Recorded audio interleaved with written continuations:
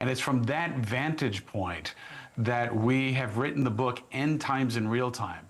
And what I realized is the primary people that we intersect with, that we interface with, even with our home group, are leaders in Washington, D.C., who've become convinced that we're living in the end times, not because of what they read in the Bible, but because of the serious challenges that our nation and world face. They're of biblical proportions. Many have been identified in the end times. And it's just an extraordinary situation. But our heart is to connect people with the Lord so that they can get synced up with God's timing and not be too worried about the distant future, but live in the present, gain understanding that propels you forward right in your sphere of authority, right in your family, right where you are. Jolene? Yeah, basically, I had been praying about where we were in the book of Revelation.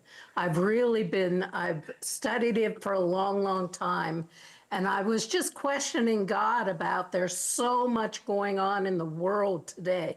There's so much going on with world wars on the horizon. I'm like, God, we need to know what to invite in and what to pray off. We need to know the timing of where we are in the book of Revelation. And that's when I had the vision when I was in Israel, where the Lord really showed me a clock. Because we've been talking in our ministry, tick-tock to the holy clock.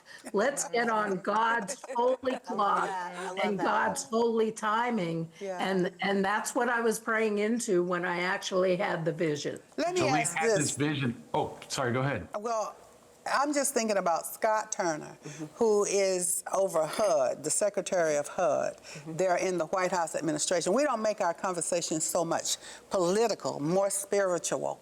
But I noticed that President Trump, when he calls his cabinet in, and he says, Scott, come on and pray. And Scott begins to pray right there in the White House. So is this that kind of timing now, especially where we are in the nation?